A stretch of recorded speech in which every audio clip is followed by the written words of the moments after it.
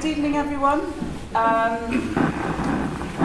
My name is Jo McDonough, and I'm the current director of the Nicholson Centre for British Studies. And it's my pleasure to welcome you this evening to the 5th Alison Winter Lecture hosted by the Centre.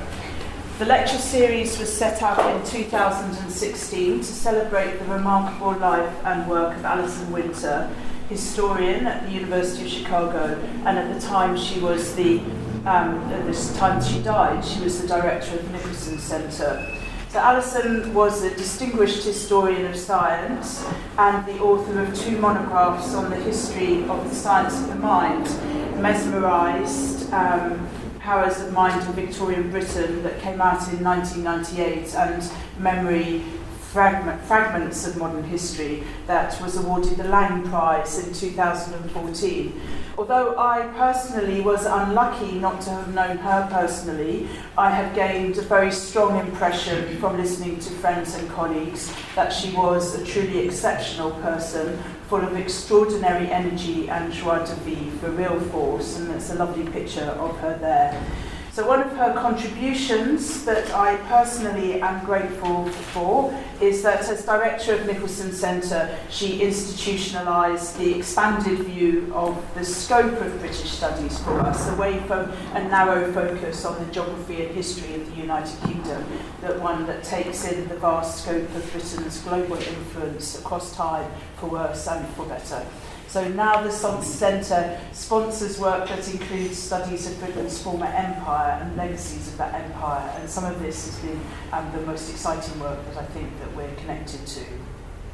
So I'd like to introduce now Frederick Albritton Johnson, Associate Professor of British History, Conceptual and Historical Studies of Science, and former Director of the Nicholson Centre as well, and he's going to introduce our speaker. So thank you very much.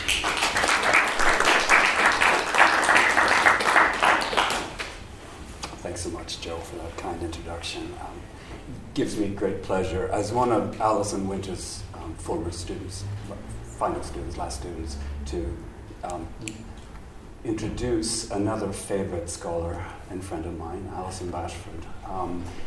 I have a few words. I won't go on too long, but I'll introduce Alison's scholarship for a few minutes, and then we'll turn it over to you. So, Alison Bashford is a remarkable scholar, in my opinion, who straddles history of science, environmental history, and global history.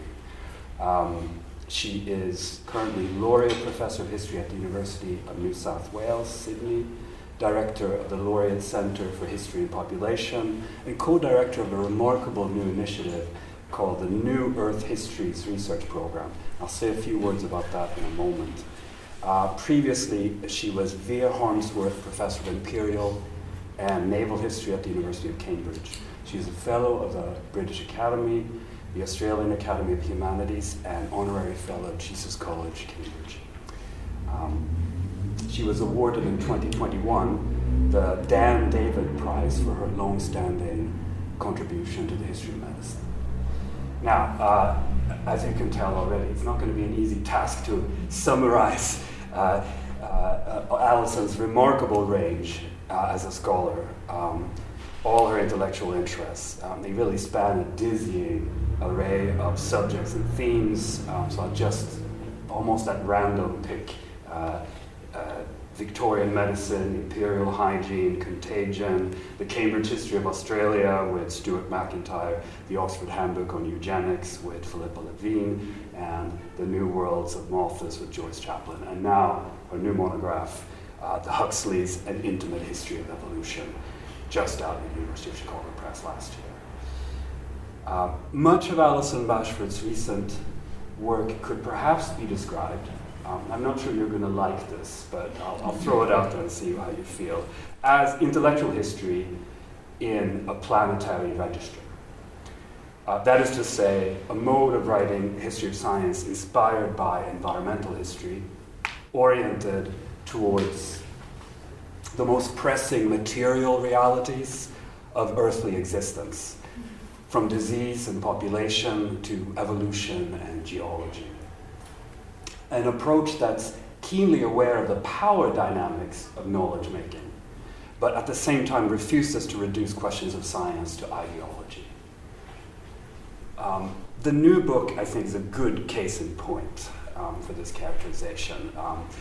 It doubles as a family chronicle of the Huxleys over 3 generations, and a meditation on evolutionary time in this family history, breaching the wall, as it were, between natural history and civil history in just the way Dipesh Chakrabarty suggests we ought to do in this moment.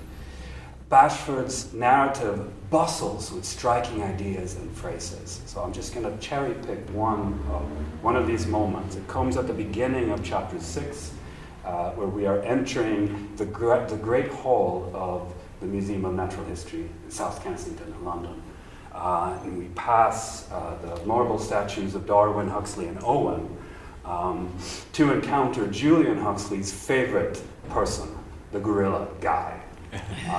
Primates were, of course, something of a family business for the Huxleys.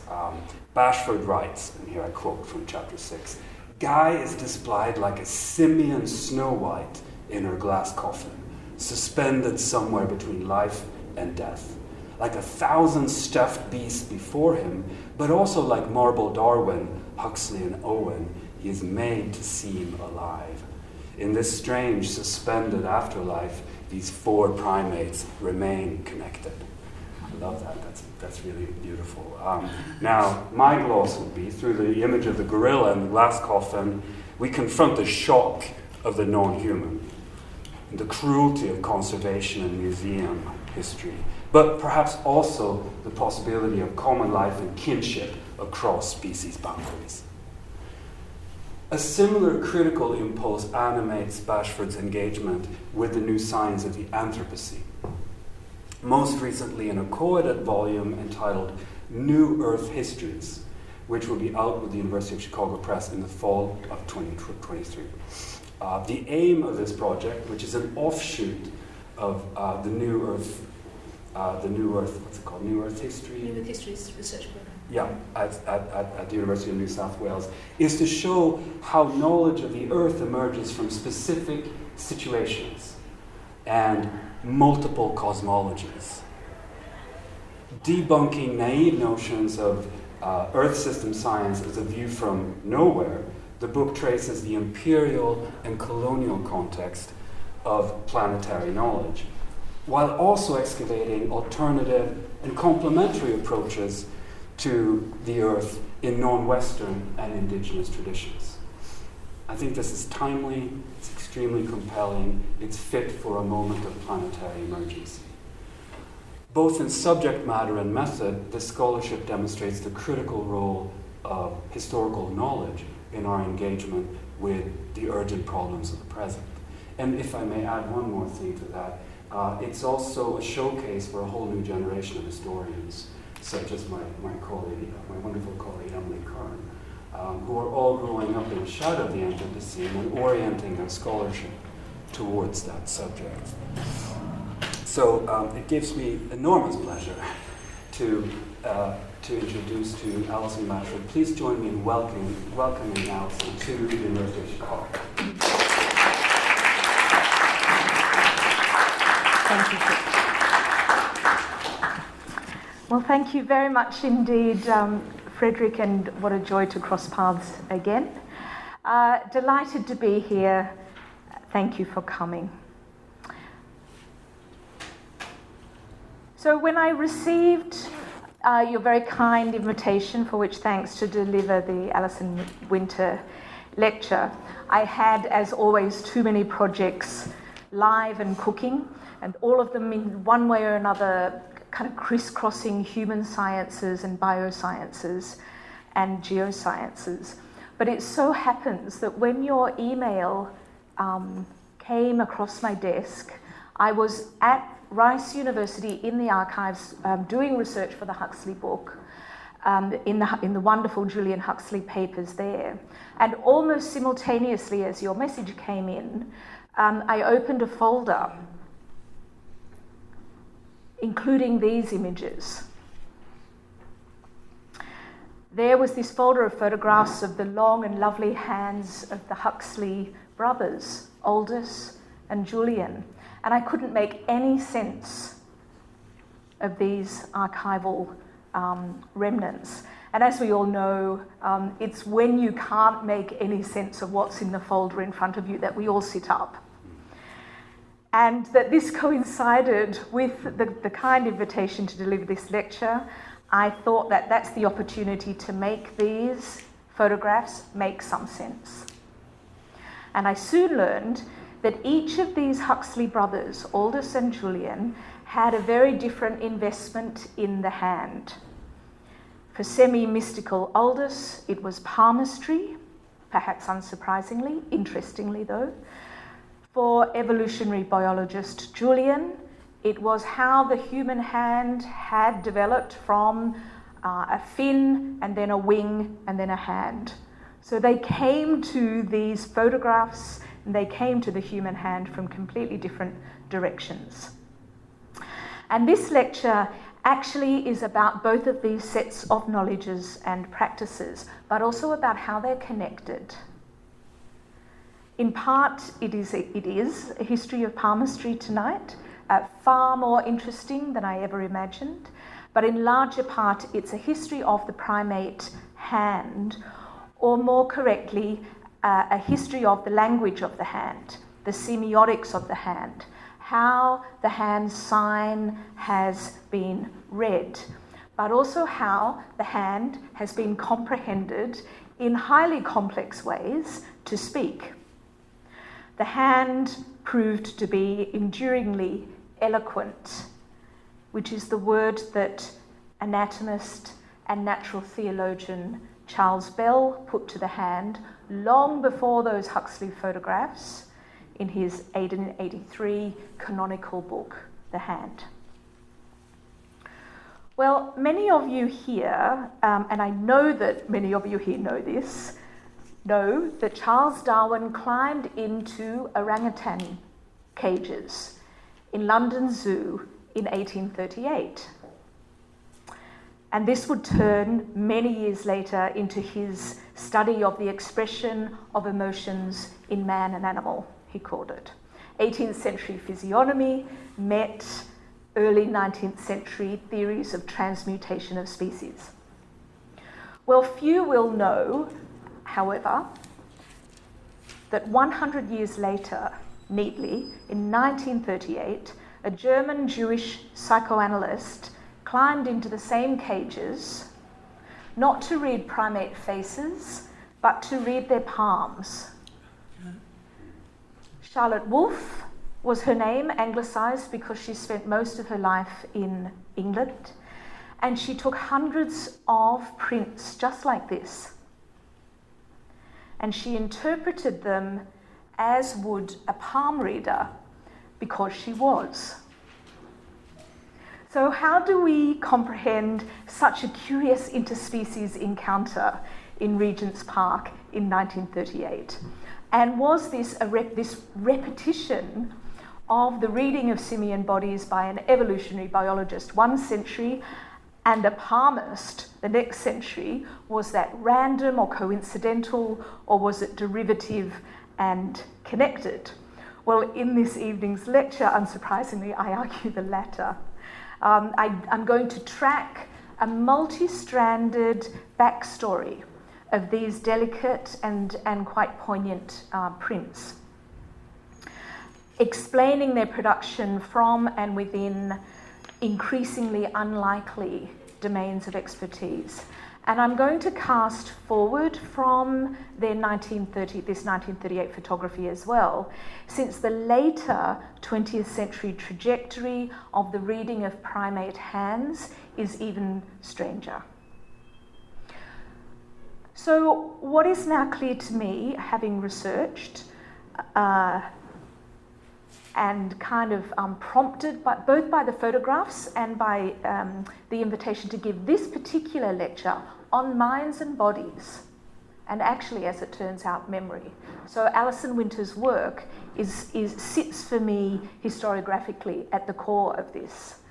Not only for fortune-telling palmists was the mind the past, the self, personhood, and even the future laid bare in the hand, but for all kinds of other experts as well, connecting palmistry with all manner of psi disciplines, then emerging with comparative anatomy, with zoology, and ultimately with medical and human genetics. And I explore this 20th century trajectory through a suite of London-based knowers of hands, beginning about 1900. And I begin with a very little-known woman called Catherine St. Hill, who was a self-conscious and very active modernizer of traditional palmistry.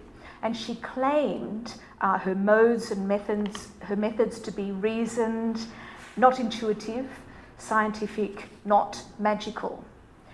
So as the century progressed, though, claims like this, which are not infrequent in the so-called occult sciences, not that unusual, but those claims gave way to forms of palm and hand reading that were both practices and objects of research within a suite of actual 20th century biosciences and human sciences. And so Charlotte Wolfe, who climbed into the cages, is the person that I hope catches that movement in the interwar period. She comprehended her work absolutely squarely within analytic psychology. The body always speaks. She quoted Adler, who was weirdly refracting Charles Bell's much earlier idea that the hand is eloquent in a completely different era. So Wolfe understood her work in the tradition of analytic psychology, but she also understood her work within very plain, even old-fashioned for the 1930s, comparative anatomy. Over her early 20th century generation, a small group of physicians and anatomists named a new field, and they called it the study of dermatoglyphics. So lines or graphs, one might say, on the hand. Actually, dermatoglyphics had a New Orleans birth, and I can talk about that later, but it moved to England fairly quickly. And in dermatoglyphics, these were anatomists often, and physicians of various kinds, hand patterns could be read comparatively across species of primates, across races of humans, in embryos, in newborns, and in the physically abled and disabled. And so the third hand reader that I'm going to discuss is Lionel Penrose, who was director for many years of the Galton Laboratory at UCL, University College London, and he's a very distinguished mathematician and geneticist. And from the 1930s right through to his death in 1972, he researched many things, but he consistently researched correlations between palm patterns and a suite of syndromes. And even after molecular genetics in the 1950s, he continued to correlate palm phenotypes with their genotypes. So that's the last package that I'll deliver tonight. Actually, as late as the 1970s, now part of human medical genetics, versions of Lionel Penrose's palm reading were not fringe, they were published in Nature and in The Lancet. So this long trajectory of palmistry into the modern era, the high modern era, lends itself to ongoing historical assessment of modern disenchantment, the rationalization of belief, the undoing of magic. And this, as you all know, is one of the most tweaked sociological imports into history writing. Enchantment and disenchantment continues to be debated, of course, by early modern analysts of magic and science, by late modern historians of neo-romanticism and science, for that matter, of high modern mass cultural manifestations of magic, and of course of the occult revival. In an afterword to their pre-modern to early modern history of wonders, Lorraine Daston and Catherine Park cast forward in time, forward from their early modern moment, what they call an undulating history of magic and reason.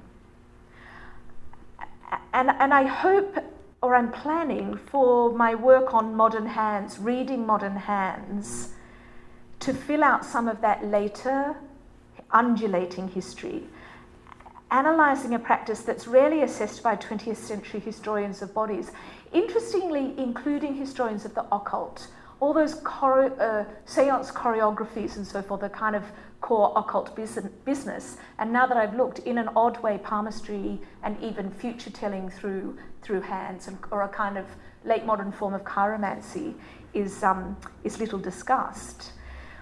For Michael Saylor, modern enchantment is best understood as practices, he writes, that delight but do not delude, which is a beautiful, pithy statement, but it doesn't apply to many, even all of my hand readers, because they weren't operating in any kind of cultural economy of delusion or delight.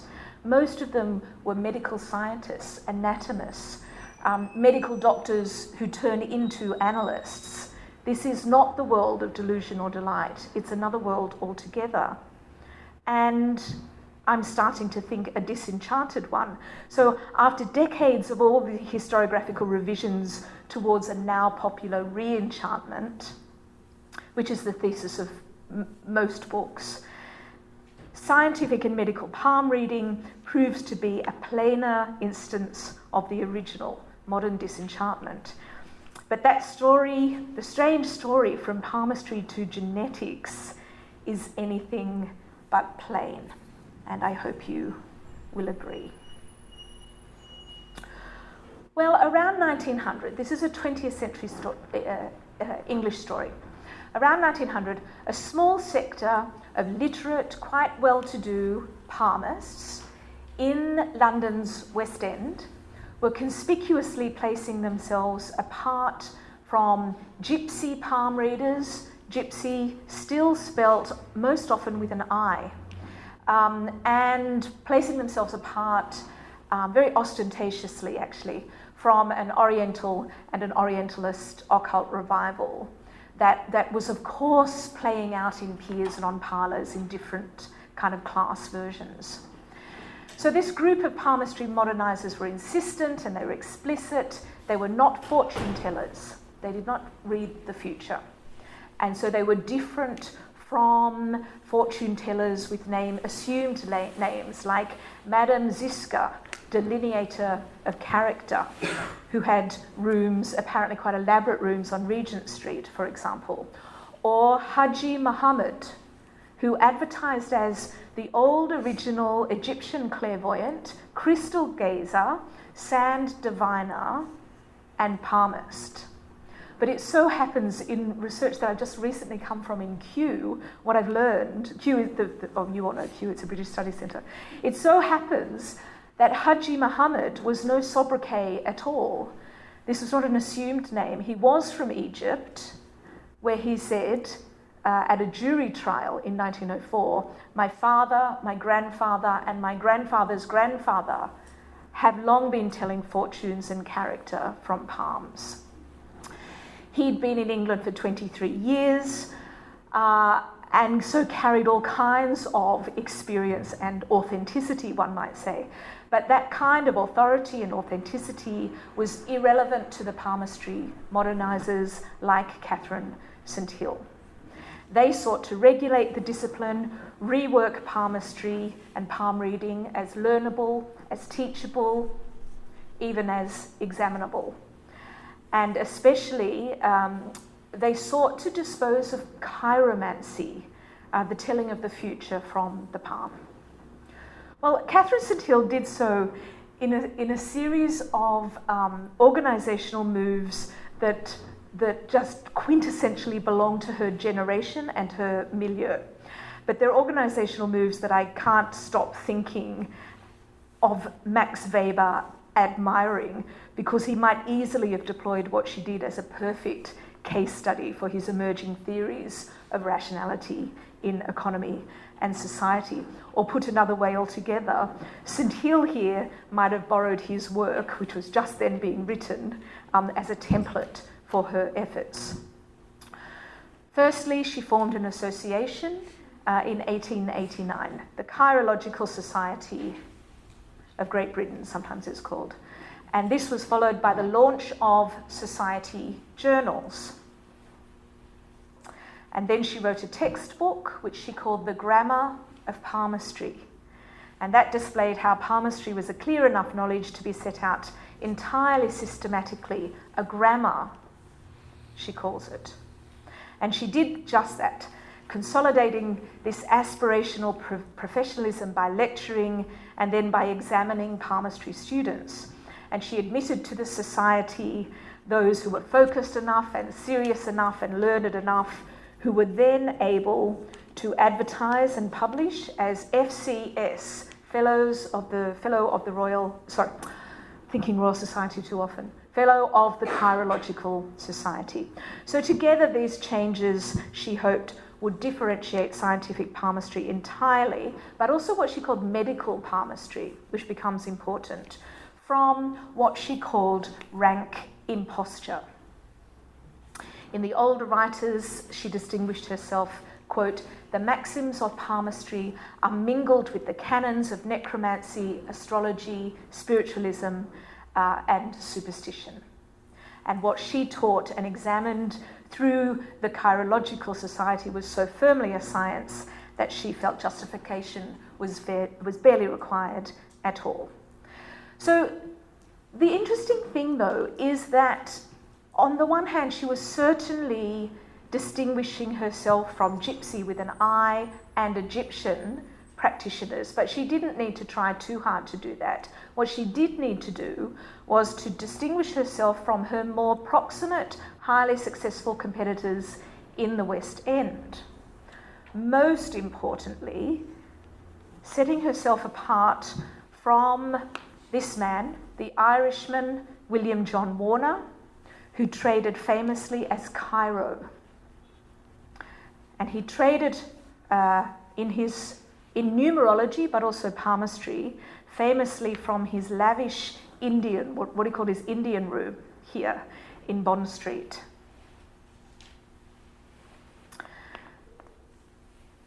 So while Catherine St Hill was busy organising like-minded colleagues into associations and societies, too diligently teaching and examining London's palmistry aspirants, editing her society's journal, taking the most procedurally correct minutes one could ever see, and then publishing them in the journal, on the one hand. On the other hand, we have Cairo here, a sole player, moving between London, Paris, Cairo, as it happens, St. Petersburg, New York, Chicago, analysing the palms of prime ministers and famous authors, Gladstone and Mark Twain here, one of his many, many illustrations, bankers, doctors, actors, and we would all say totally unethically, then making money from their confidences because he published their hands and he published his reading of their hands,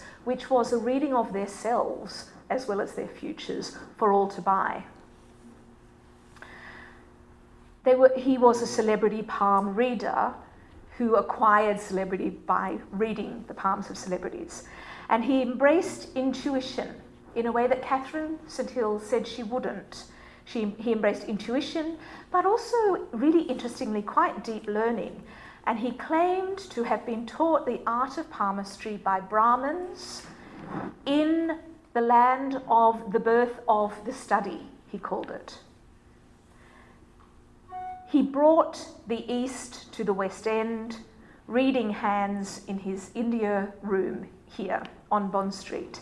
And while that kind of Orientalist accoutrement is entirely predictable for London circa 1900, there's a more peculiar return gesture in this kind of East-West exchange. Over the 20th century, it so happens that Cairo's anglicised palmistry that he tells us he learned in northern India happens to have become the most widely translated and republished palmistry texts in South Asia all the way through to today. So two of my current postdocs are Bengali, who are not doing anything to do with this palmistry work, but can't stop talking about it because they tell me that they both had completely separately volumes of Cairo's palmistry on their home shelves when they were growing up. So there's many orders of palmists in London around 1900, and they all went to considerable lengths to legitimise their work within a great range of respected knowledge traditions, some ancient, some more recent. Cairo himself often nominated biblical origins alongside his reading of Sanskrit texts. And so he would always signal the antiquity of chiromancy and divining from palms. The Theosophist author of a book called Indian Palmistry cited the book of Job extensively before then proceeding to illustrate and analyse the marks on the feet of the benign Buddha. But for Catherine St Hill and her society of all these professionalising palmists, this authority of antiquity was not always helpful at all. In fact, it wasn't helpful. Neither ancient Vedic texts or verses from Job signalled modernity in any useful way. And early modern chiromancy, I think, was too astrological for them and also too intent on telling the future. But there were 19th century versions of physiognomy that were better suited. And so scientific palmists of her ilk started to claim very actively phrenology specifically as antecedent to their work, because it was. In 1848, way back in 1848, for example, Chapman and Hall had published The Hand, Phrenologically Considered, being a glimpse of the relation of the mind with the organisation of the body. So even as it turns out into the mid-20th century, palmistry was still sometimes called a physiognomy of the hand. So palm reading's history then lies certainly within a vernacular occult of many places and orders and kinds and classes and geographies. It does lie there, and it does lie in an occult revival. But it also lies within a range of medical practices through which the signs of the body were read, sometimes for character or temperamental diagnosis, sometimes, as it turns out, and we'll discuss this, for the diagnosis of disease or condition. And so Catherine St Hill wrote a suite of books which she called her medical palmistry books. And she instructed in a really highly sensory practice that palm reading could diagnose. And she would say it's only in our diagnosis and then the prognosis that follows, it's only in that sense that I tell the future, she would say. So she would say, for example, hot, dry skin signalled liability to fever. Hot, damp skin, so it's about feeling the hand as well as reading the palms. Hot, damp skin, a tendency to consumption. Cold, damp skin, liability to a liver complaint. A cross on the Mount of Luna means insanity in the family. And she would say, all this needs to be read before you even get to the lines. Chirology, she said, is a sister science to medicine. And this was palmistry's great future, her great aspiration for it. And it just so happens very nicely that Catherine St Hill was a sister to medicine. She was a sister to 2 medical doctors and a daughter of one as well.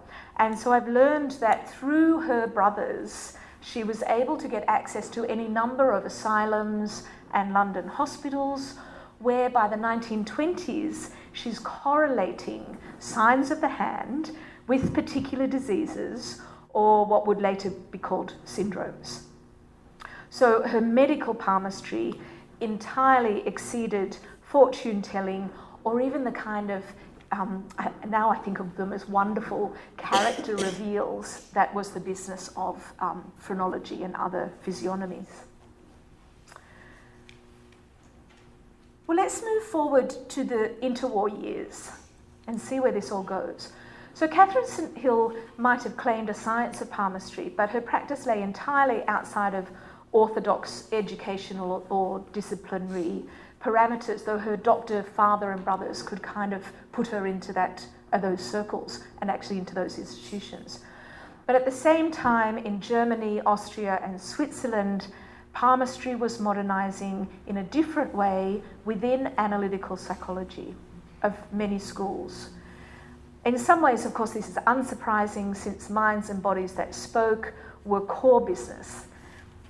Carl Jung wrote, "Inasmuch as the living body contains the secret of life, it is an intelligence." And Charlotte Wolfe, it turns out, was a highly learned, lifelong student of how the body speaks, how intelligence is manifest, she would say. In reading Hans, she was a learned student of philosophies of mind from the 1920s forward, a learned student of physiologies of the body, and a learned student of analytics of the modern self. She was educated as a medical doctor in Berlin in the 1920s. She undertook analysis in the late 20s, early 30s, and then practiced herself as a wild analyst, she called herself. Neither Freudian, nor Jungian, nor Adlerian. Jewish, she fled Germany. She was arrested, actually, and escaped the Gestapo in 1933, and she found refuge in Paris. And there she met Aldous Huxley, which is my own convoluted way to finding her. With the assistance of the Huxley family, actually, she moved and migrated, fled to London, and she lived there for the rest of her life. She was, however, unable to practice medicine. She was a medical doctor. And so she turned, as a Jewish refugee, she was not allowed to do so. As she turned to what she called usually psychochirology to earn money. She also, though, from the late 1930s onwards, she pursued hand-based clinical research within any number of hospitals and asylums in London and in Surrey and in Birmingham. And on occasion, actually, she was kind of core enough, or I don't want to use the word respectable enough because she's entirely trained in orthodox ways. But she was not a fringe medical worker, is what I want to say. So she was invited to any number, as many of you will know, there are any number of new psychology laboratories established in the 1930s. So she appears doing various hand-based pieces of research in the experimental psychology lab at Oxford, and she reappears at another point at a new endocrine lab that is set up in University College London, where she's always trying to correlate palm lines and other conditions. Well, her work was certainly German taught to some extent and German inspired, but not just through analytic psychology, but also through the great phenomenology of Edmund Husserl and Heidegger, whose Freiburg lectures she attended, whose student she was, and from whom she began to think about gesture and meaning. Through them, she was instructed philosophically on touch, on sense, and on sensation, even as she learned the physiology of skin in her medical lectures. And as many of you will know, hands are just everywhere in phenomenology. Hands shaking, hands reaching, hands in contact, perhaps one's own hand touching another's, or more interestingly, Heidegger writes about one's own hand touching the other hand. And in a really arresting portrait from 1933, here is Charlotte Wolfe, taken by the interwar period's most adventurous photographer, Man Ray, who I think captures touch more powerfully than Heidegger ever did.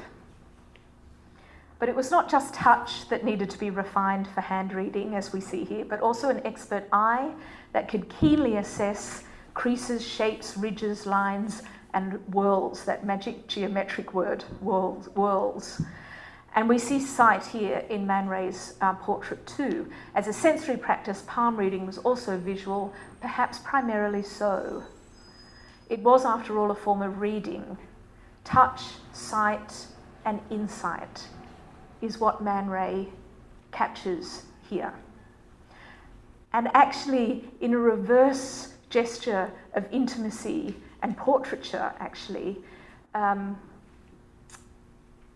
Charlotte Wolfe took Man Ray's palm print, which you see there, and actually, very interesting, she called these ink palm prints, she called them portraits. And she called them, interestingly, portraits of my analysans. So in this first book, with a foreword you see there by Aldous Huxley, and I'm not just plugging my own book with the many, although it is over here, the many references to the Huxleys, they're kind of intertwined in a strange way through this story. He writes a foreword to this first book with Chatto and Windus, Studies in Hand Reading. And in it, a whole suite of interwar cultural luminaries appear alongside Man Ray's hand. Entirely in the tradition of celebrity palmists and palm readers like Cairo, she did read and reveal the palms and personalities of the famous, the interwar famous, Bernard Shaw, Maurice Ravel, Virginia Woolf, T.S. Eliot, Nijinsky, Aldous Huxley, and more. Their palms are there for us all to see in this book and in the Charlotte Wolfe papers where the originals lie. Even though her analysans, as she called them, comprehended her actually as a kind of seer, a seer of the future. They certainly understood her that way, as a kind of traditional, very, very clever traditional palmist. She never understood her work as a kind of magic, secular or otherwise. The grafting over time of hand reading onto analytic psychology was not a journey via spiritualism or even hypnosis or the history of the trance. In fact, far from her own work with hands being framed as a kind of magic, to me this is so interesting, she reserved that term for her own astonished response to the hypnosis that she watched her medical superiors and supervisors perform. And so she tells us she was in an asylum in Birmingham where she was doing invited research on the hand. And she watched the psychiatrist perform hypnosis on a young patient, a boy. And she says, although I know that hypnosis is now an accepted medium of therapy, she said that she was astonished. The magic worked, she said. The boy was asleep in a trance. And later she says, it's as if this hypnosis is as effective as some of the healings at Lourdes.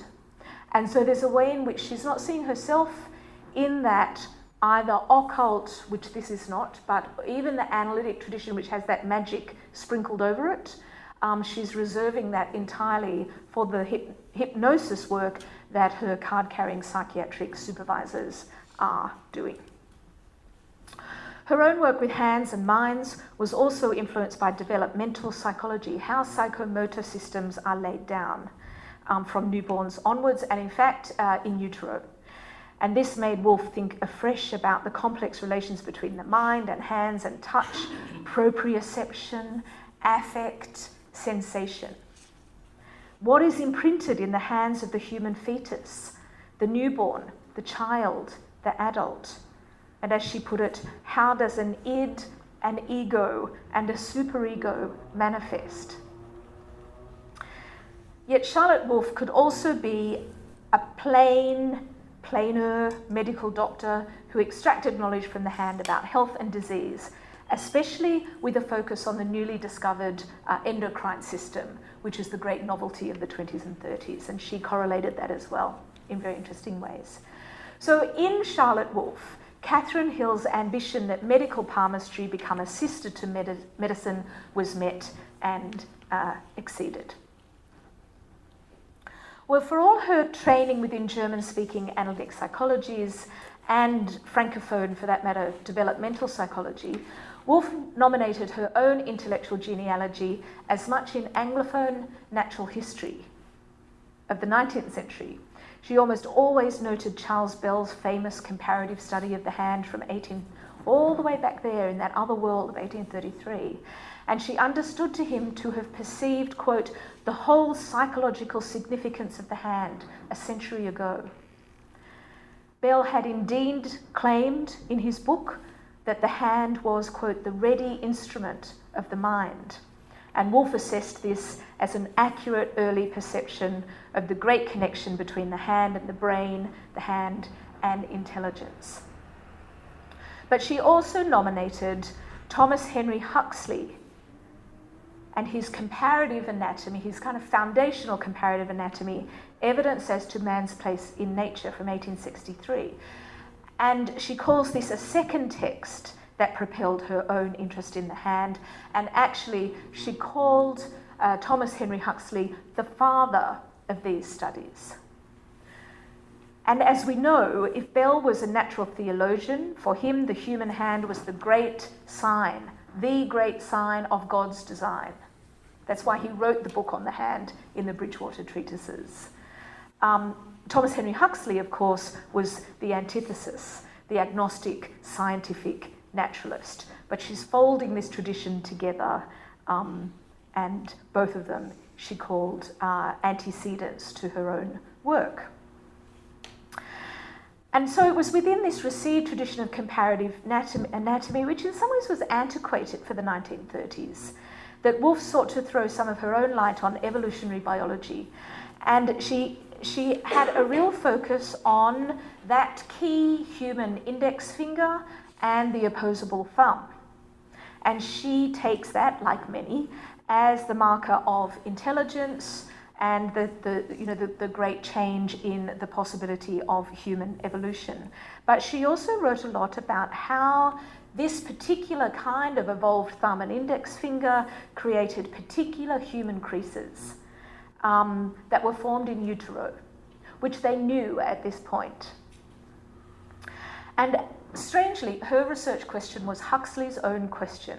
What do comparative anatomies of a range of human and ape extremities tell us about their evolutionary commonality and difference? But if Thomas Henry Huxley, pursued this through his many, many skeletons, 1,000 simian feet, or were some of them hands? That was the great comparative anatomy question. Wolfe did so through research on the fleshy extremities of live monkeys and apes in the London Zoo. And who was the director of the London Zoo? Of course, in the mid-1930s, through the war, but Julian Huxley, grandson of T.H., brother of Aldous. And it's through that network that she gets there. So, Charlotte Wolfe, we're back at these handprints. She took hundreds of every kind of simian whom she could safely handle. Lemurs, baboons, marmosets, squirrel monkeys, gibbons, as well as chimpanzees, and just like Darwin, orangutans.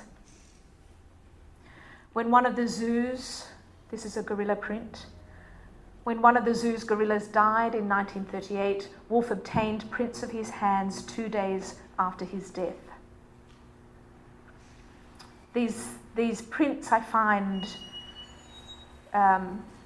delicate and poignant in so many ways. But this one in particular of the great gorilla mock, they had 3 gorillas at the time, and that Julian Huxley gave her permission, and they both went into the mortuary in Regent's Park to take these prints. Through these primates and her zoological publications from them, Wolf was momentarily a primatologist, as well as far as Man Ray and Aldous Huxley and Virginia Woolf were concerned, she was a seer, but here she was a primatologist as well. Wolf's research, as it happens, on primate or simian hands recapitulated a minor line of palmist's interest in gorilla hands as well. So in a suite of really from the 1890s forward, that West End group are taking and reading palms, but they're also publishing a lot. It's a big industry, and not a few of them will find palm prints or drawings more often, or actually even exclusively drawings of gorilla hands, which they will include. But Wolf, by the 1930s, sees a psychological interpretation that was of another order altogether.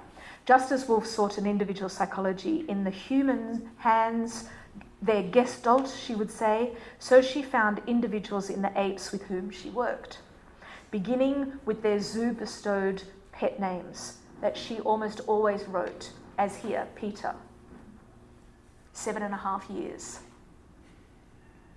Apes have interior lives too. And so when she took the print of this chimpanzee, Peter, she read it in this way. Peter, who is 7 years and 6 months of age, has a hand with particularly few lines and an arrangement which is distinctly of the juvenile type. As the juvenile chimpanzee, which is not yet fully under the influence of these sexual emotions, is more intelligent than the adult one, the unusual intelligence of the chimpanzee Peter may perhaps be explained as a result of delayed emotional development. And she goes on, she calls him, as was common in the zoo at that time, as a freeborn chimpanzee. So whether or not all of these individualized apes are freeborn, as they put it, or not, becomes significant. And she goes on in the reading of Peter to explain the significance of that. His abduction from his mother as a very small young chimpanzee. She writes, the mentality and emotivity of chimpanzees have a correlation with the lineal composition of their hands, just like humans.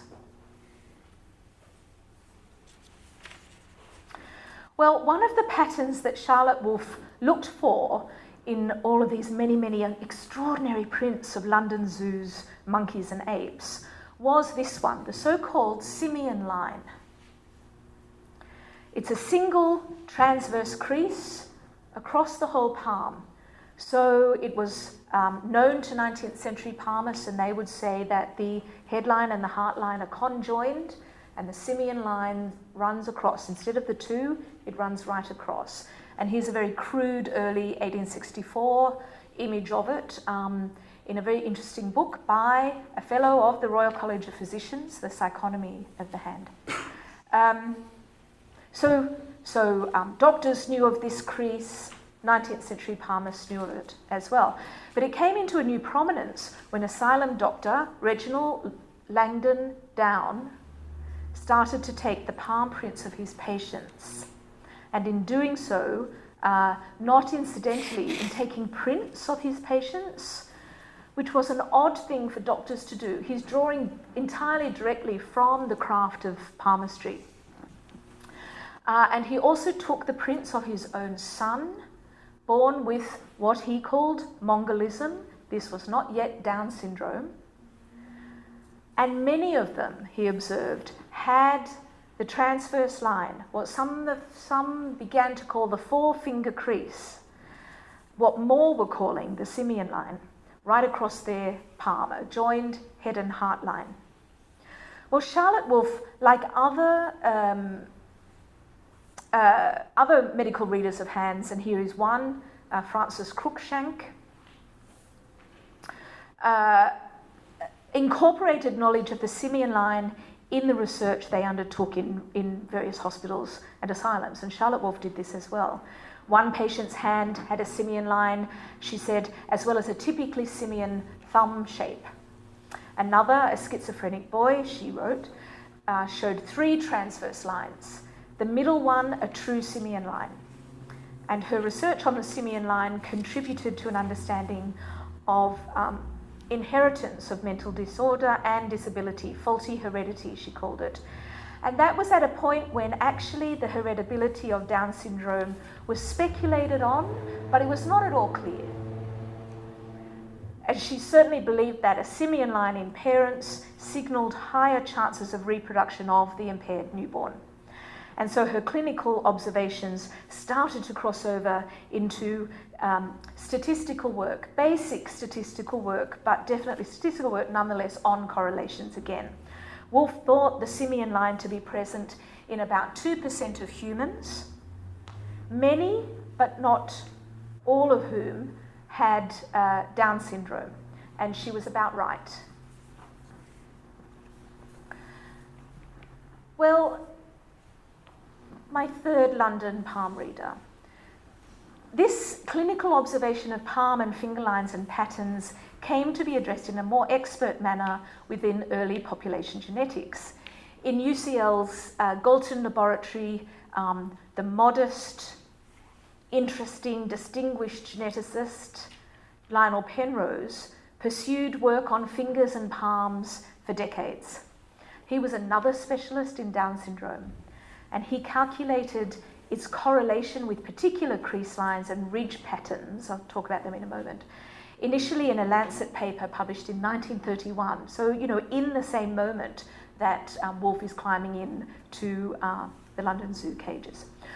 Both before and I'm really fascinated by this, even after molecular genetics of the 1950s, Lionel Penrose's diagnosis of Down syndrome always included 2 distinctive palmar creases amongst 7 characters that he would say would diagnose Down syndrome. Palm lines, the first was the simian, what he still called the simian line, but he would always say, what a crazy word, what a nonsense word, he would say, for this thing. It has no biological significance whatsoever. But he would use the word simian line, and a characteristic single crease on the minimal digit of either hand. They were 2 of his 7 characters to diagnose Down syndrome.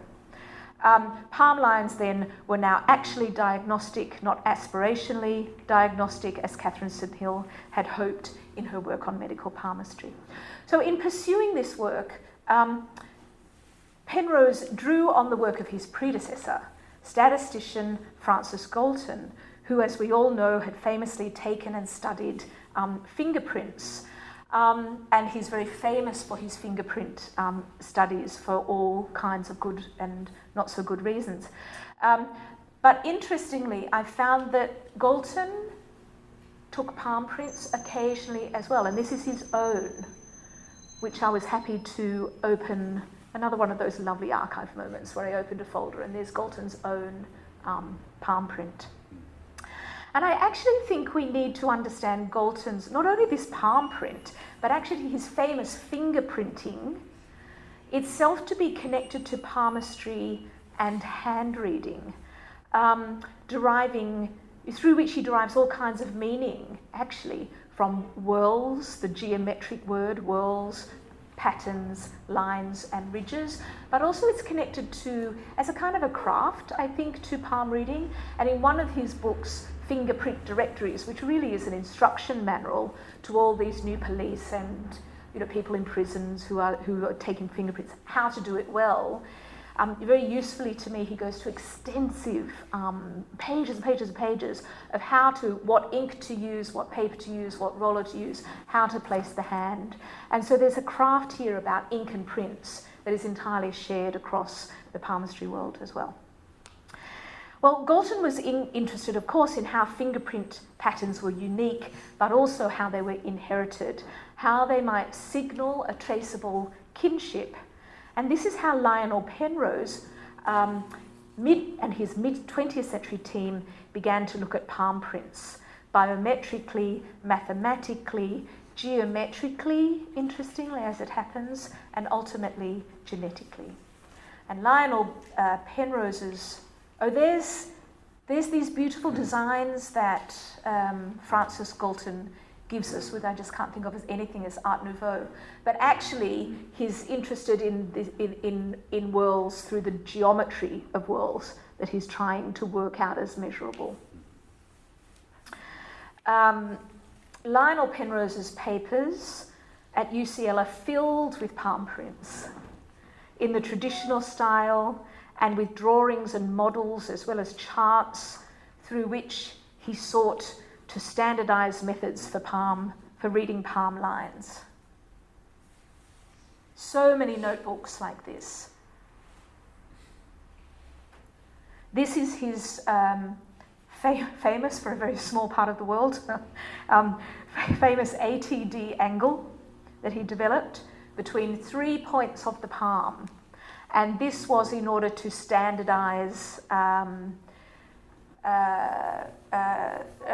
not creases, but measurement of the palm in order to be able to reliably diagnose various conditions, not least Down syndrome. At one level, all of this was simply a counting and a measuring exercise, the same method as all of that 19th century physical anthropology that we all know of, the same method as Galton's anthropometric laboratory that in a way Penrose had inherited as Galton Professor at UCL.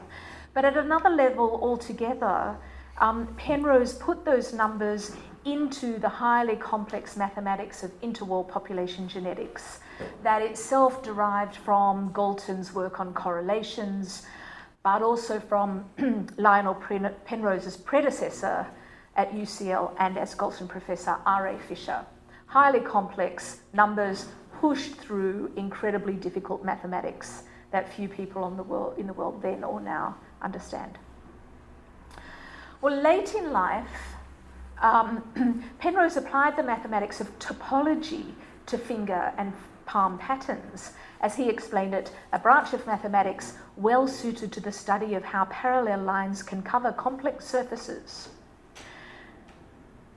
The disenchantment of palmistry was reaching a new level, geometry, manifesting as a geometry of the hand. But really, when I stop and think about it, this remains a kind of a wonder for most of us, since we can't understand the method of these particular truth claims by mathematicians, most of us. Most of us must only have faith that this is mathematics, not magic.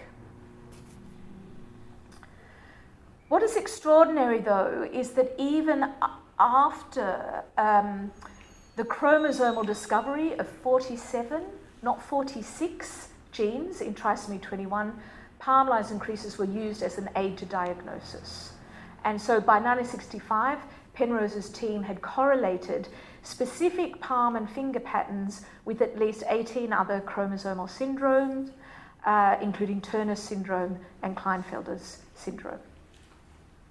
So all of this research on hands was certainly idiosyncratic, but it doesn't follow that it was therefore fringe medical work again. Results were communicated in the Lancet, which declared that, quote, interpreting the palms of the hands and the soles of the feet is now a respectable science. Penrose published on fingerprints, palms and chromosomes in Nature in 1963, and indeed he was writing a book on fingerprints and palmistry when he died, and a précis of this was published posthumously in the Lancet in 1973. And this included analysis of the simian line, which he still explained via palmist terms. He said the forefinger crease is where the lines of the head and the lines of the heart are conjoined. The Lancet, 1973. So what does all this mean for historians of modern embodied thinking and sensing selves, and historians of experts who claim to know and treat minds and bodies? This strange history of the hand and of reading the hand offers at the very least a good deal for the history of the senses, I think. Reading hands, like so much basic clinical medicine now, is an act of knowing through the senses. first of touch, but hand reading was not only tactile, human hands gesture,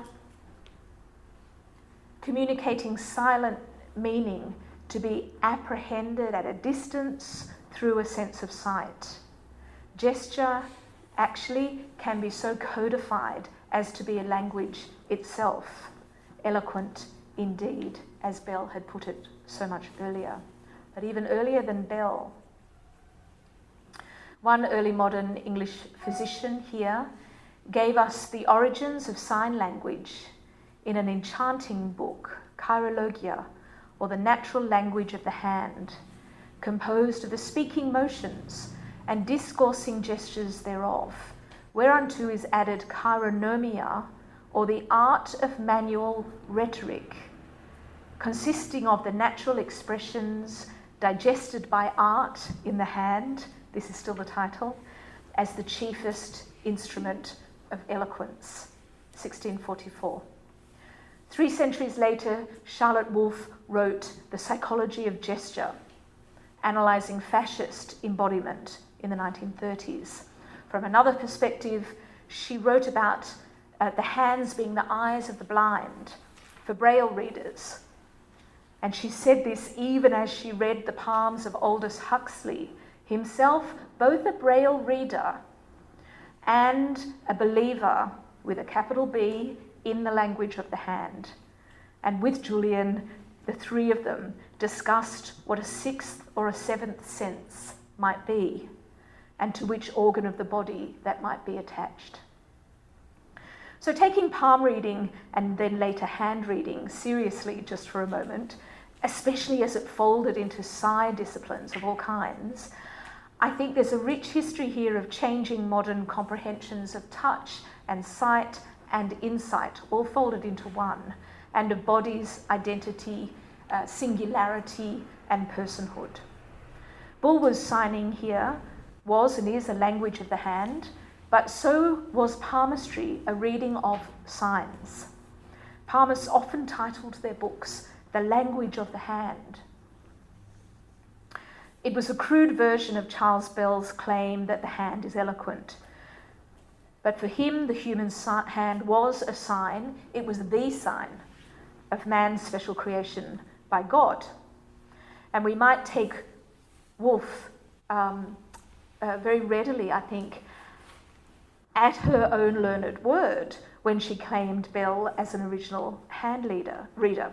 She transformed Bell's divinely created human hand into a set of somatic signs to be read through her idiosyncratic suite of psychology and physiology.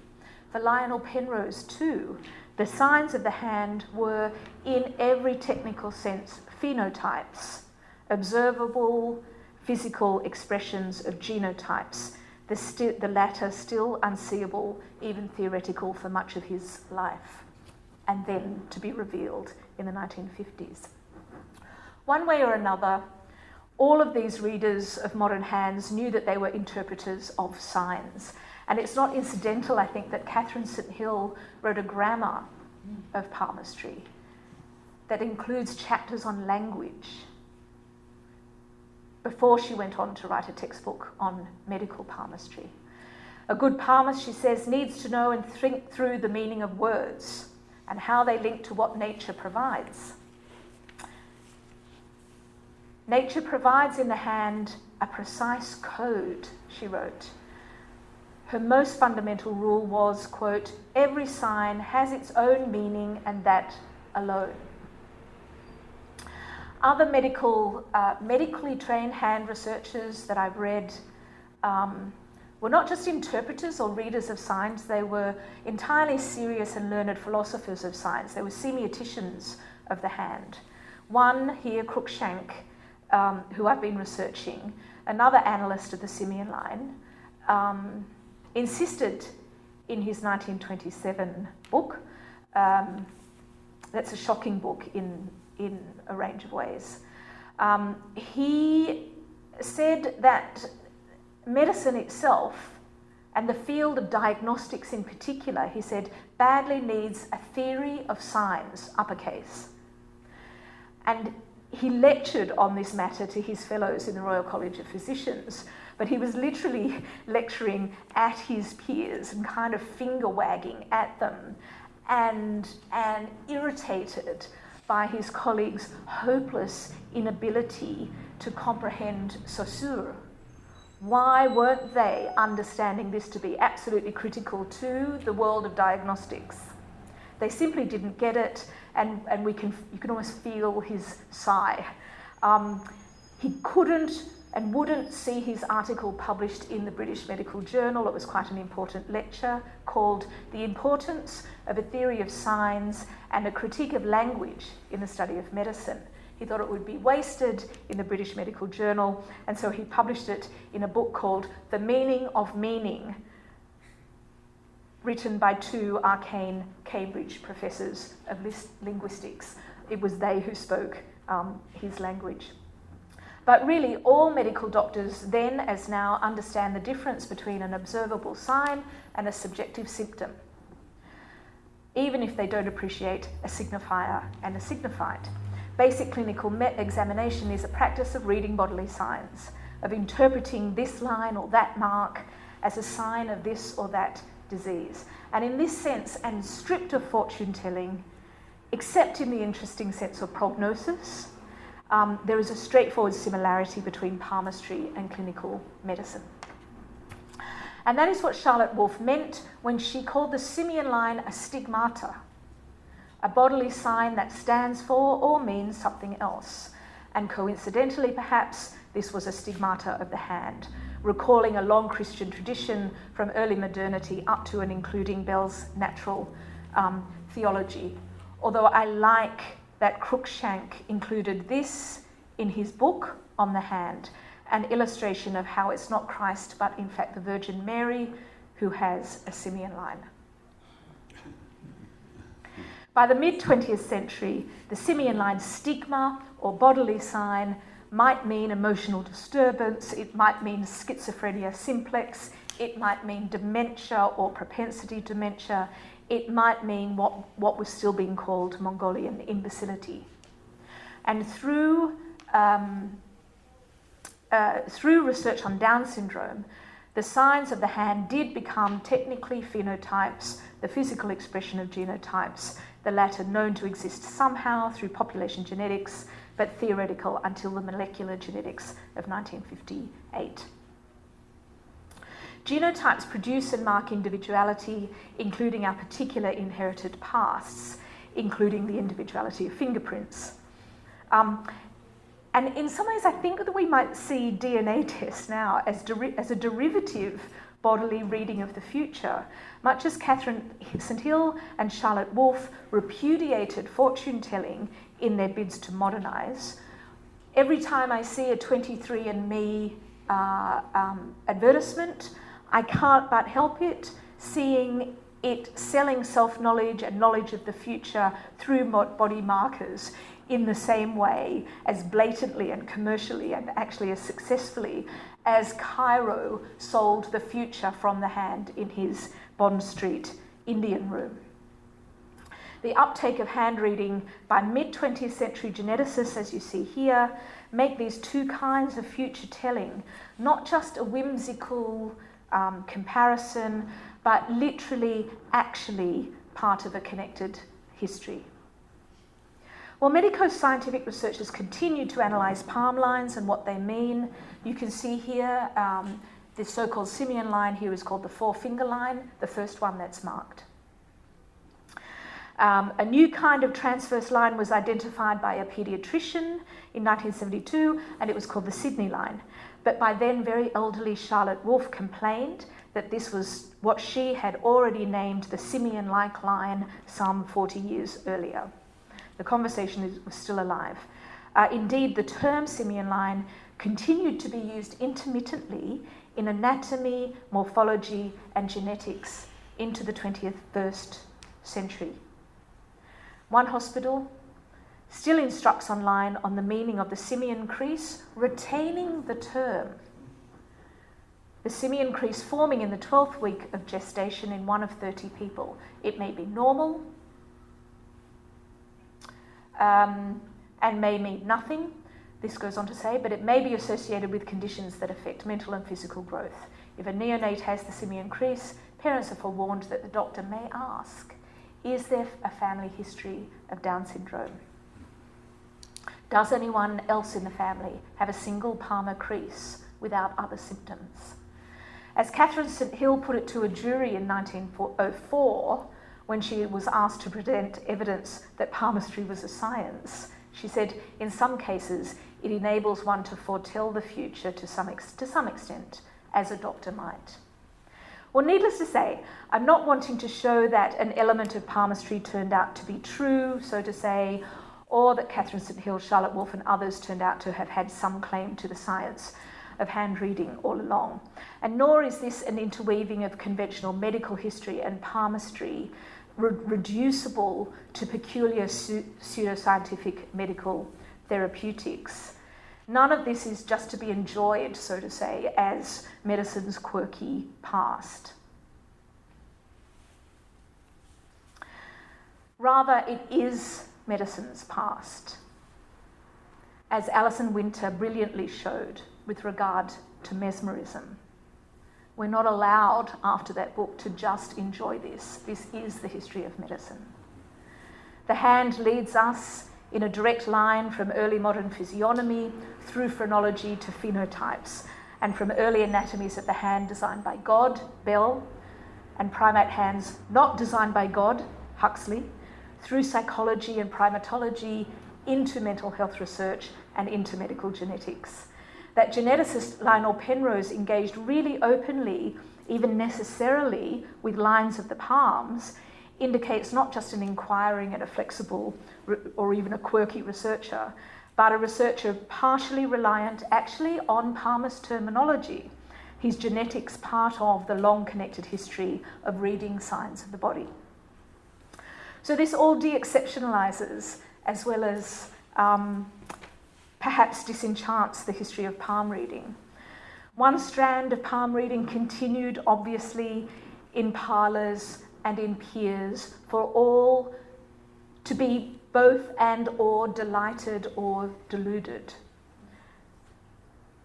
Within many traditions of chiromancy and clairvoyance, all magic, wonderful magic for a secular world. But this strand that I've tracked was already part of the history of anatomy, of medical diagnosis, of psychiatric therapy, primatology, and medical genetics. In this sense, palmistry's recent past turns out to belong to scientific naturalism, not supernaturalism at all. And yet, in that story, surely lies at least one real wonder in the modern search for the order of nature. Thank you.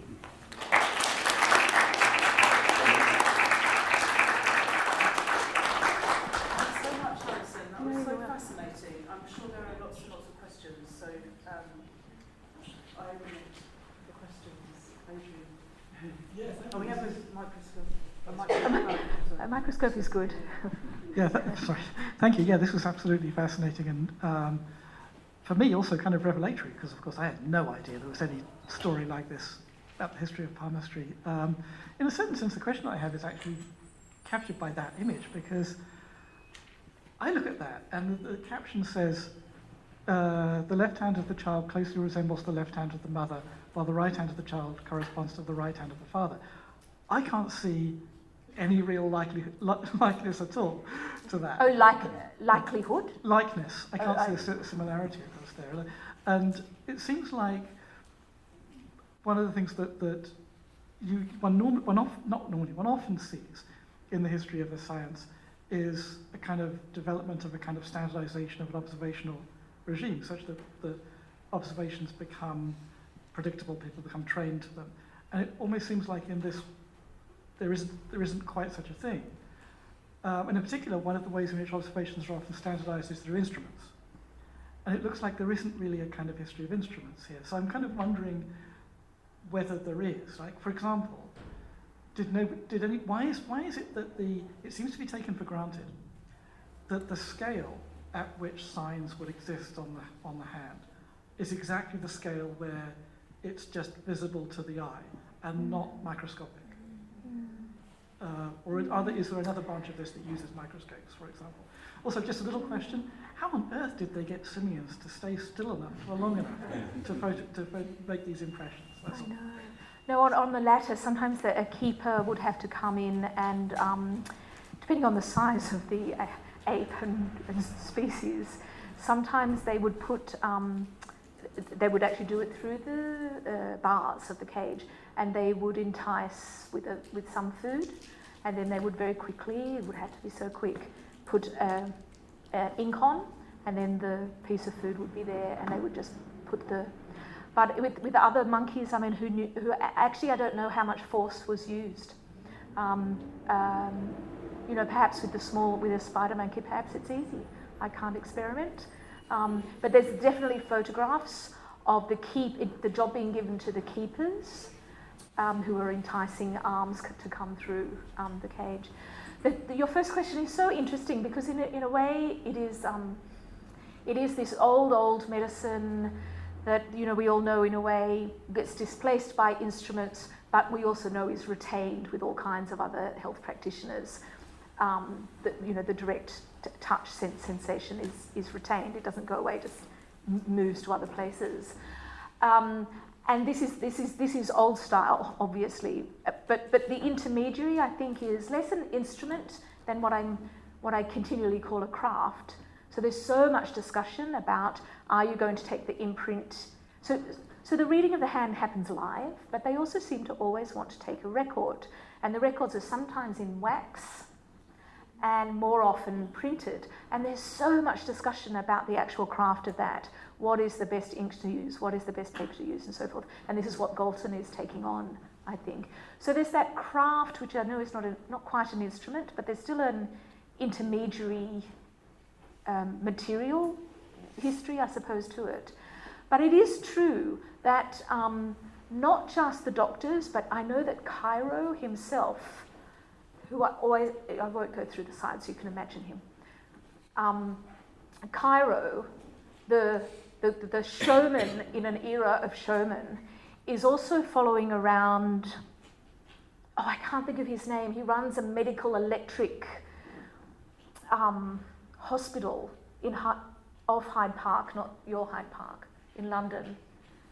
And Cairo becomes very involved with him, unsurprisingly. And together they look at fingerprints under a microscope. And so it is interesting to me that there is an electromedical doctor and Cairo, the intuitive palmist, trained by Brahmins, who are looking at some fingerprints under microscopes. And certainly, did Wolf? I don't think she did. I'll keep that live, though, that question. But the interesting thing about Penrose is that, of course, because his long life as a geneticist goes from 1930 to 1970, he crosses that shift from population genetics to molecular genetics, and he crosses over into that new world of microscopes and even electron microscopes. And he is certainly taking cellular level. He's taking slices of skin, and he is certainly looking at fingerprints. And what I forgot to say is that the dermatoglyphic study is to some extent interested in the creases, but also interested in the ridges, actually, that Galton was interested in. And that's what they start looking at. So in the lovely Galton papers, there's a lot of slides of various bits of the hand being looked at microscopically. I'll build on Adrian's question, I think. Sorry. But before I do that, just an anecdotal addition. My personal experience when I became a U.S. citizen, I was obligated to, dip my fingers in ink. And it turns out, because I'm an academic and I'm rather a hard typer on my computer, I have no fingerprints. In fact, I have and that brings me to my question. That's a great story. Well, the question I have is, it seems to me there's a very different science of hands that peaks in the Enlightenment, or up until Babbage or so, where dexterity is at the center of a discourse, right, of how to make hands work fast. it's a heart of productivity in Adam Smith, and arguably in Babbage too, in a mechanistic sense. So I'm wondering, I mean, that's work comes up peripherally with maybe in comparisons with simians here, but it's mostly not there. It's, you look at palms to understand disease, congenital, development, but the whole realm of work that political economy is centered on is absent, right? How are we to understand these? I mean, Bell might be a connection point, because I think Bell is at the end of that Enlightenment tradition. And his occupational health disease work. Yeah. No, that's very interesting. And as you're talking, I'm thinking of, there's actually a whole racializing of, unsurprisingly, racializing of palms and hands. But that also makes me think of Engels is really interested in the hand that all humans have that labours. It's a universal hand that is critical sign of humanity. Completely different way to Bell. Suddenly came to mind as you were talking about the labouring hand. But also what came to mind is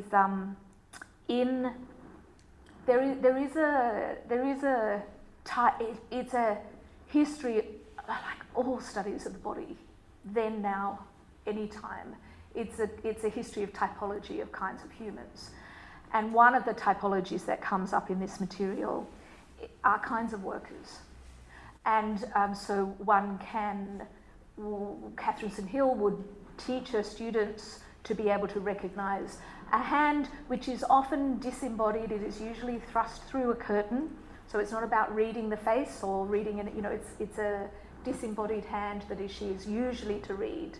But she will illustrate that there are drawings of different kinds of workers, and so you can begin to tell the character and many other things from the hand.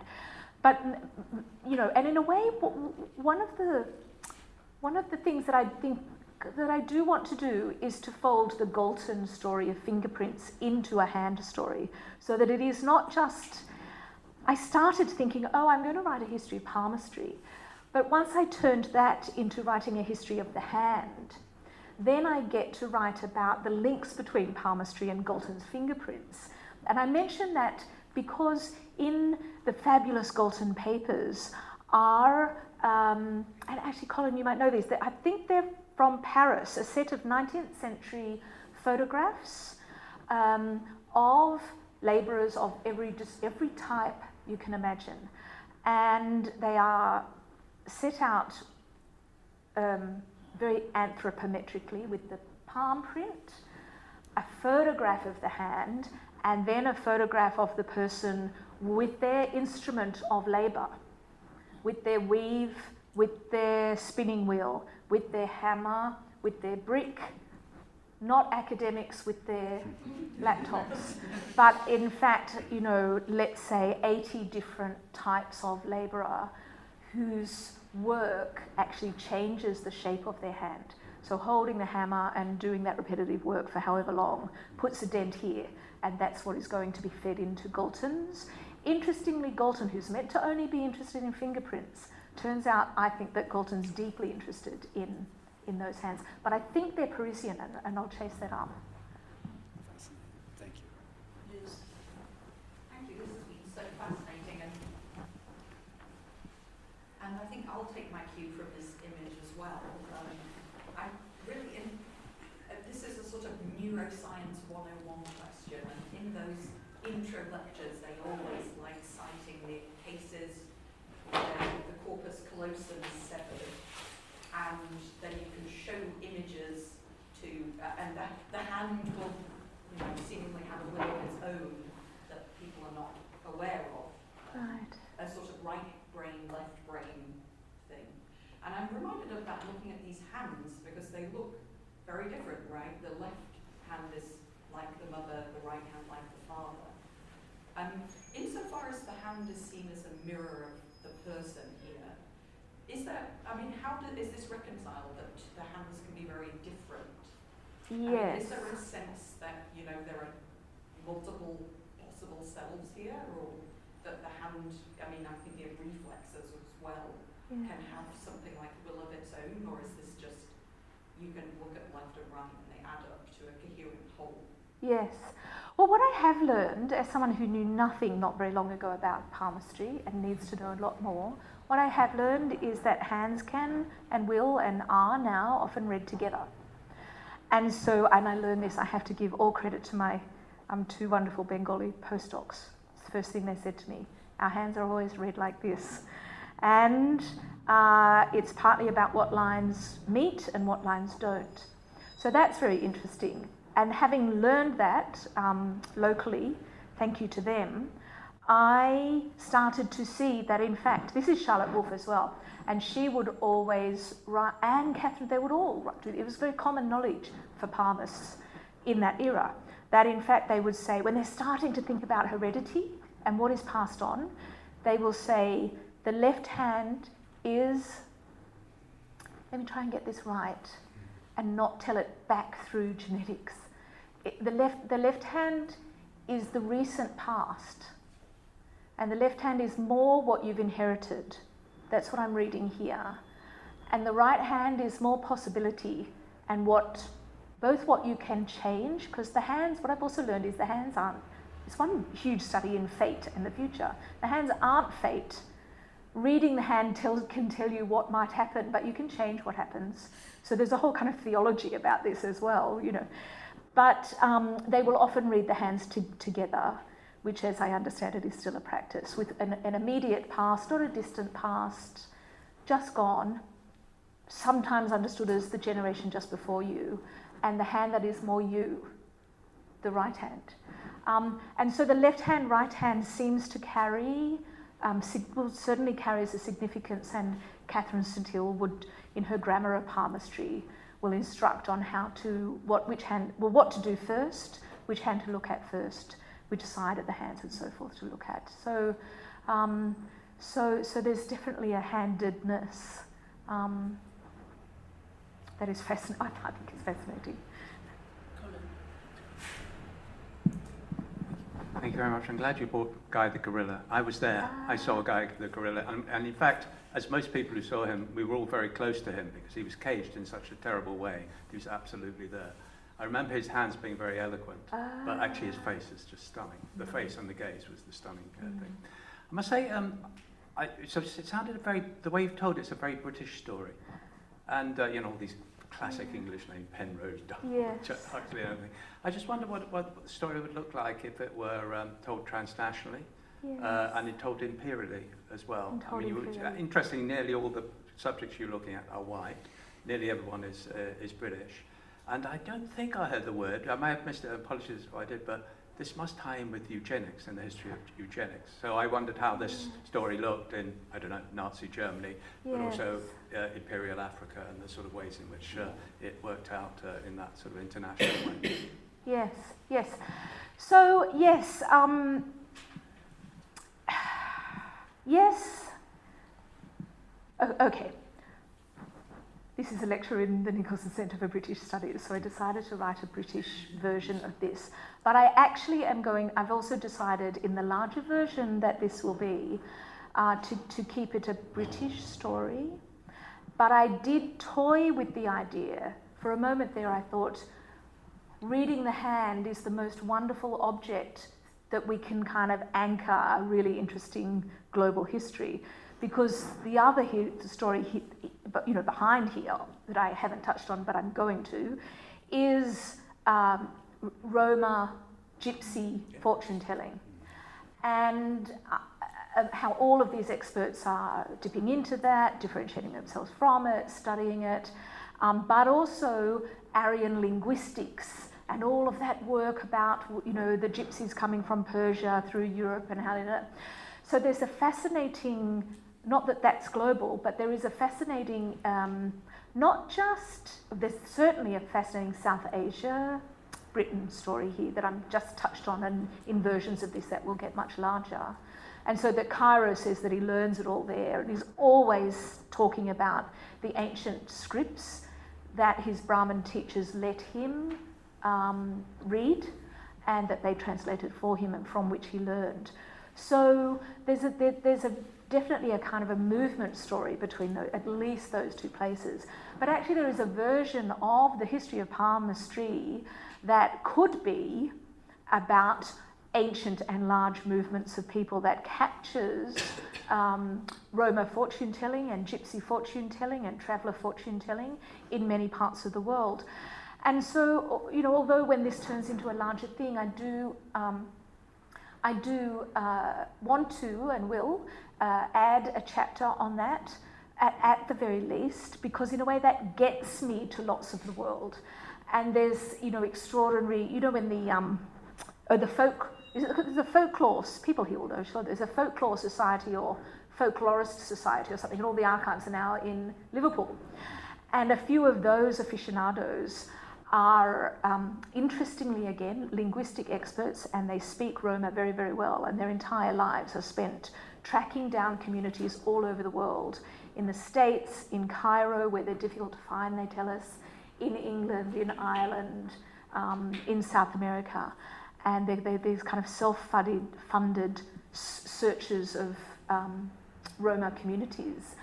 And in that material, there's actually an incredible lot of, and they're doing it because obviously the Roma, the folklore is about non-literate, and so the kind of most obvious community that they're interested in. So for me, it's fantastic record, because one of the things they're really interested in is how does fortune telling happen from the hand exactly?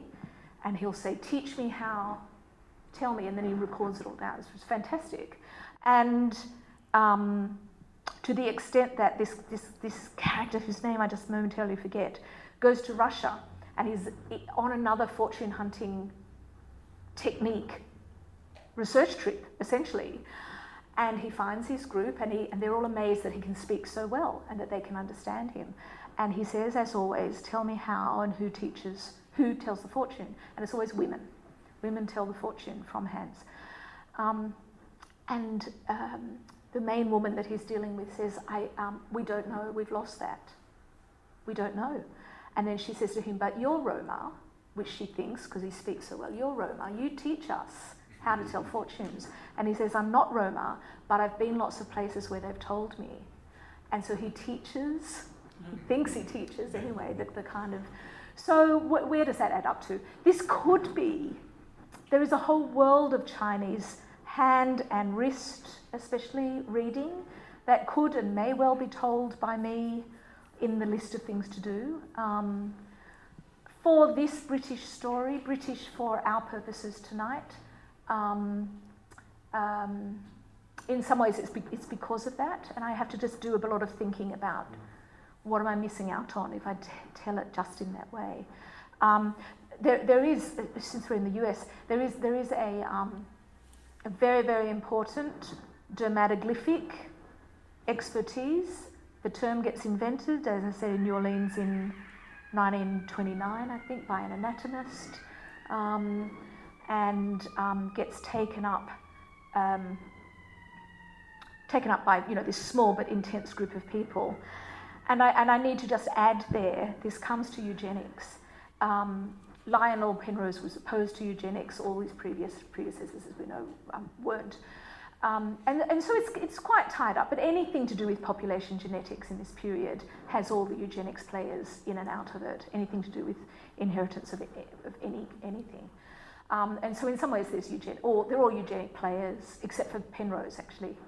So, because it didn't make scientific sense to Penrose, that's his opposition. I'm saying many things. Oh, the one thing I want to say about dermatoglyphics, this strange term, is that it is entirely true, I put it in the paper, but it also happens to be true, extraordinary, that the people, the very Parisian team who find the genome, who find the extra gene, the 47, not 46, who name trisomy 21, Down syndrome, the actual team who do that in 1958 in Paris, what's most of their work on? Dermatoglyphics and palm reading.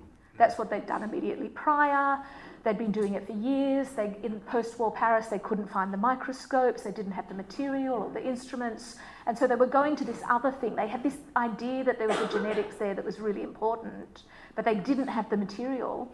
And so the entire team, for years, had been looking at the phenotype and all of this work on the palms. But even more interesting, they continue to do so, even after they've done this breakthrough work in the genetics of Down syndrome. Even more interestingly for me, what I've found out is that dermatic glyphics doesn't go away. So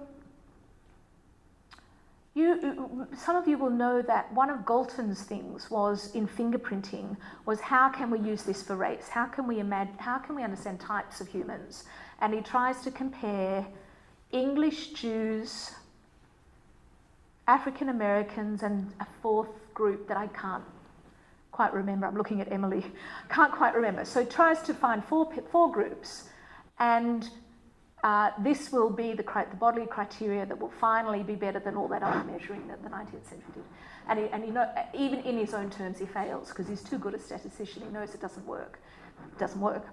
And Paul Rabenau actually has in his Anthropology of Reason book has a chapter on Galton, and he says so that was the end of typing by bodies.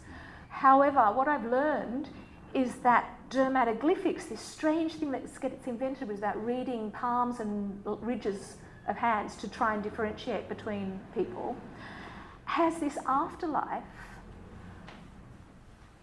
right through. The last one that I've read is a dermatoglyphics paper from 2000, where groups of mainly anatomists and some biological and physical anthropologists are running around the world, and they're so easy to find now that I've started looking for them, articles everywhere on the palms of 5 Sephardic Jews in Cape Town, the palms of 3 Sami families, the hand-marking palms and dermatoglyphics of 17 white families in New Orleans.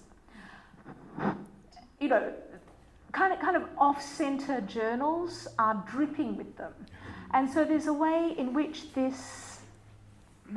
Galton's effort to try and find race through on your eugenics question through fingertips, in fact, had this long and strange afterlife in the reading of palm lines and the ridges on the palms, entirely trying to finally find the physical criteria that differentiates one group of humans from another.